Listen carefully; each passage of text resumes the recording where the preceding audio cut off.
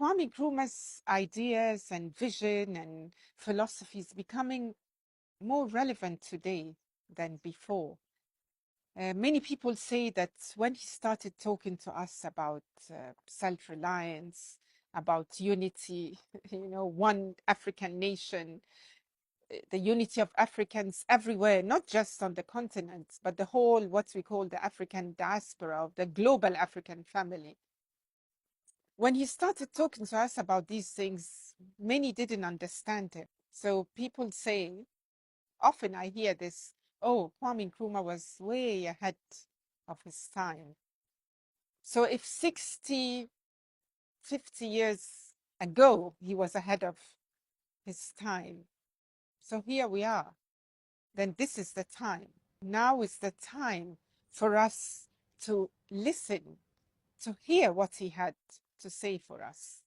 And almost everything he was advising us to do are things we are picking up one by one as Africans. I think Kwame Nkrumah will remain relevant for a long time to come until we achieve those ideas and dreams of independence. A totally free Africa, politically and economically. Pan-Africanism, it's an ideology, it's a philosophy, it's a way of living, it's a way of thinking, it's everything, our whole life. I think it's so, so important for us today to imbibe and to understand and to practice. It is not a sentimental feeling that, oh, let's just get together and hold hands.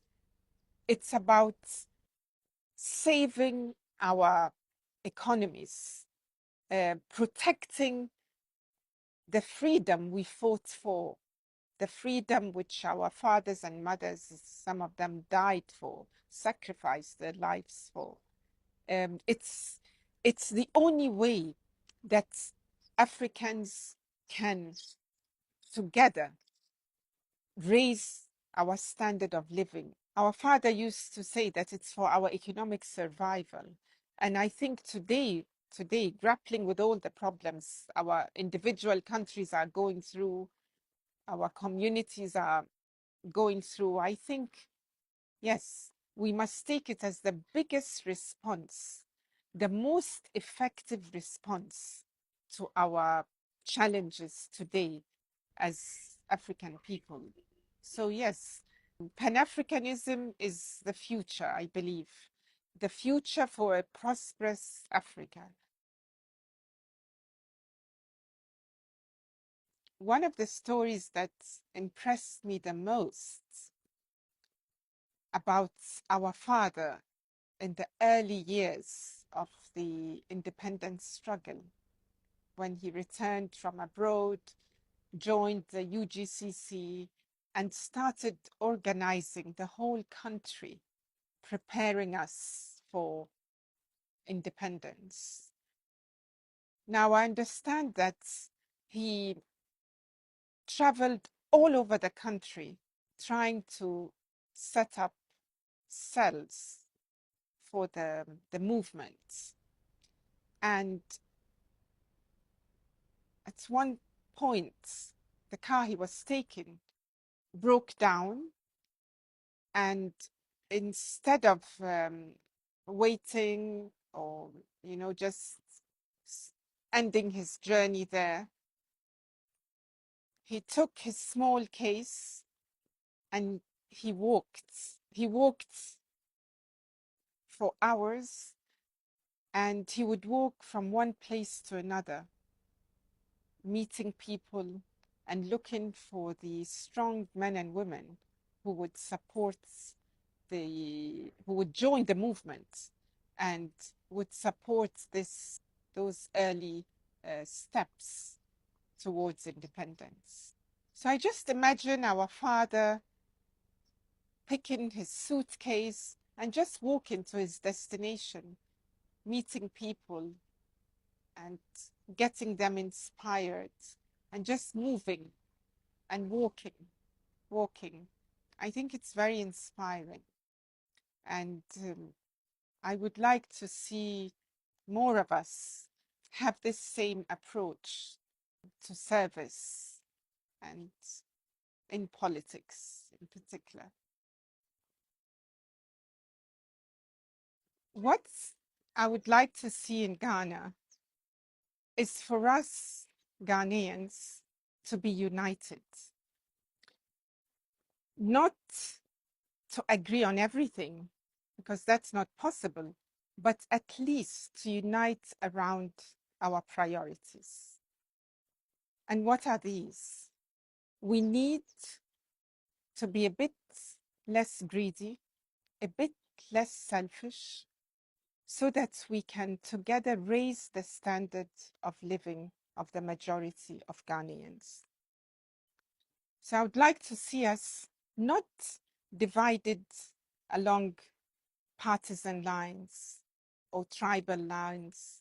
Our ethnicity is important and our culture is important, but we have an important task to achieve.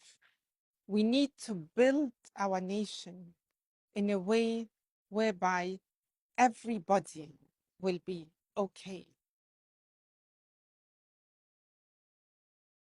We can't say that things are easy for young people in Ghana and Africa in general, but we cannot despair and we cannot give up. Young people need to take charge somehow. And it can begin by just being active, trying to understand what's happening, trying to work with others to organize. It just begins with very little knowledge and very little interest in what's happening around us. The potential of young people thinking together, working together, even starting small projects together is huge. The other thing too, and that's what helps inspires us, is I think young people, I would like at least young people to be better acquainted, to get to know better what Kwame Nkrumah was trying to tell us. His books, his speeches, everything that he left behind for us. When he joined the independence struggle, he was also relatively young. And he gave us, when he left us, he had given us so much advice. He'd given us a vision, he'd given us a philosophy, and so ideas that I think empower us and inspire us. And I think I would like the young Ghanaian of today to become better acquainted with Kwame Nkrumah's vision for Ghana. Independence, political, economic, self-reliance, the idea of working with other Africans to build our industries, our infrastructure, our educational institutions, everything. This idea of being connected with all Africans. There's so much in the material he left that could empower us psychologically, intellectually, and also help us organize for a better future. Multi-party politics has only given us further division, and because it's so important to win power at every expense that sometimes many things get sacrificed for it. And I believe that in our present situation, what we need is consensus building rather than extreme partisanship and extreme power, concentration of power. What we need truly is consensus building around our priorities today. And I think that we have to start thinking in the future about how we can harness the best people, the best minds to do the job, irrespective of which party they belong to, um, where they come from, uh, even what they represent, because we are never going to agree on every single thing, but we can agree on what we need to do the most and what we need to do first. Despite our challenges, and like all developing countries, we do have our fair share of challenges. But despite that, I'm still optimistic. And there are many reasons for that.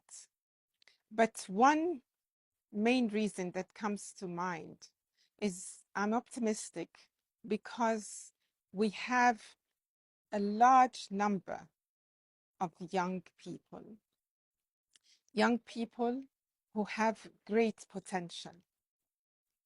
So I'm optimistic because with the right ideas and with the right attitude, with the right approach, we can impart to young people the dreams and the vision of our independence. And I believe that with that mindset, there is nothing young people cannot achieve to improve their conditions, their living conditions, and their future. So I am optimistic because the average Ghanaian and the average African is a young person full of promise and potential.